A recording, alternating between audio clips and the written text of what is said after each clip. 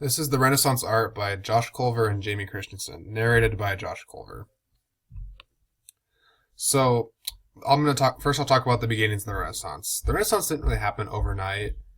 It was like gradually like came to be. Like more and more people began to pursue like arts and sciences instead of like a typical like farming lifestyle, and gradually over hundreds of years, it began to like happen and actually become like a thing. But it was named like obviously afterwards. So the big center of the Renaissance was Italy. Like that's where like everything was happening. That's where like merchants and artists and other people were starting to work, and like the new like styles of everything was starting to come to be. So the Renaissance started offering like new opportunities for people like in the middle class. Like so merchants were like a key part of that. Like they were like buying and selling and hiring artists to create like paintings for themselves or of like their religion. So yeah, so art was a really big part of this. Like obviously that's why we're doing this, but the art that now instead of focusing on religion, it started to more like focus on the individual and like the greatness of like people instead of more of the greatness of God. They did still talk about God, just not quite as much. So in these paintings, they began to express optimism about this new time, and like the art became lifelike in 3D instead of like flat and like kind of like stale. And so the art was really like divided into three categories: 3D, realism, and breaking away from religion. Those are the three that I read about. So the artists, they were sponsored by the wealthy and hired to paint what they wanted. So if the wealthy wanted a picture of them, they would paint a picture of them. Or if they wanted to focus it on God, then there'd be pictures of God in the new Renaissance-y kind of style. So another big part was science along with art. So the arts and science were no longer enemies to like society as they were in like the previous ages, like the Dark Ages, because it was like thought to be like anti-religion, but now it's not really anymore. So the old texts were found from like the Greek and Roman like thinkers, and they began to be debated and talked about, which really like started to like create like a new like mindset of thinking, which was vitally important. Another really big part of this time was like the art as an architect, like art for architecture. So a lot of the architecture that was created in like Italy was based off Greek and Roman buildings, which like, and like it just shows to prove how like big of an influence the Greeks and Romans were, like when we're talking about like science and like architecture. So now we're going to go through our art gallery. The first thing we're going to talk about is the Middle Ages art. Like this is like the older art, like the ones that are kind of flat and more about like religious people. So the first one is the Madonna enthroned with angels. This is a painting by Lorenzetti, and the date of this painting is when it was like painted was unknown. But as you can see, it's like a religious figure, Mary and baby Jesus with angels around it. It's pretty flat, doesn't really jump out at you, unlike the Renaissance art. So the next one is the Christ Pantocrator. So I mean, obviously it's Jesus and pretty flat still. I mean, doesn't really jump out at you. I mean, just shows like how the Middle Ages was pretty focused on religious figures. And this was painted by an unknown person at an unknown time, so who really knows who did these ones. And the next one is the Procession of the Magi with Lorenzo. So this is another like religious painting that like just shows like, you know, just like the same Middle Ages style that we saw before. And this was painted by Benzo Gazzili, somewhere between 1459 and 1461. So more religion and whatnot. So things have stayed pretty much the same. So the next thing we're going to start talking about is the Renaissance art that was looking back at the religious figures. So those were just religious figures, but now we're going to talk about religious figures that that were like that you the new Renaissance style like collaborated together to make it like more like Renaissance-y.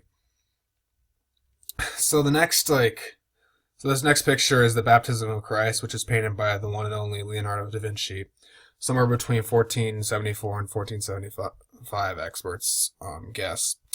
So as you can see now, it's a little different. I mean, this one it like jumps more out of you. It's more like Renaissance-y style, and it's just a lot. It's more. It's different than just a normal like portrait that was like the Middle Ages art, like that we like looked at previously.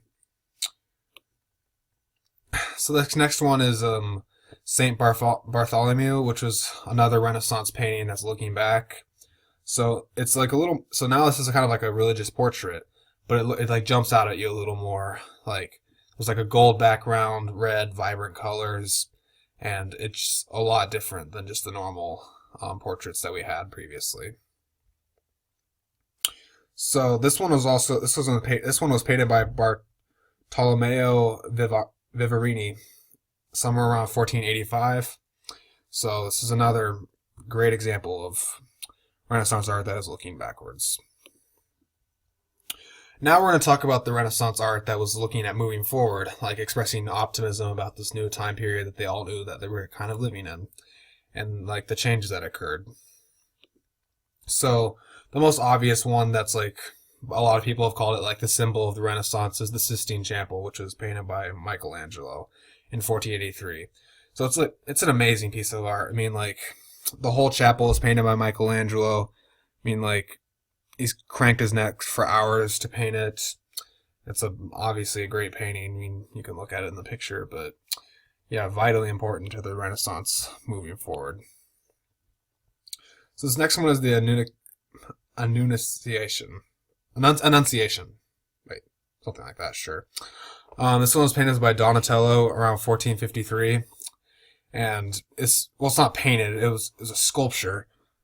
And it was like a statue, so it's like of like a priest, and he's like, yeah, crap. Well, whoops. All right, moving on. All right, so this is another Renaissance looking forward painting, and this one is the Healing of the Cripple and the Raising of Tabitha, which was painted by Masaccio around 1424. So this is another example of the Renaissance moving forward. It's obviously a lot different than the other ones and has interesting white lines coming from the middle of the painting. It's vitally important. So this last one is probably easily the most recognizable. It's the Mona Lisa, which is painted by Leonardo da Vinci, somewhere between 1503 and 1517. A lot of questions have been asked about it, like who is the woman and whatnot, but it's easily the most recognizable, and we don't really know the answers to those questions, but it's more like examples of art that are like moving forward, and because the Mona Lisa isn't like a religious figure or anything, it's just like a woman whose portrait got painted by Leonardo da Vinci. So it's really like expressing like the individual and like how like great people are, like not like in a bad way, but like, you know. So finally, we're going to talk about the effects of the Renaissance. So the effects of the Renaissance are this to change the norm for like art. Instead of focusing on religion, they started focusing more on people and like new styles of how to paint religion instead of just like kind of flat, like glossed over religious paintings and like sculptures and like architecture. So like art really took a new form during this time period. They began to also emphasize the individual and like people being great as well. Like instead of it completely focused on God, it's now focused on God and the individual, which is a good thing, I think. So science and learning became accepted and researched during this time. People started pulling out the old Greek and Roman texts and started debating them and talking about them. This really increased the learning and the intellectual status of everyone.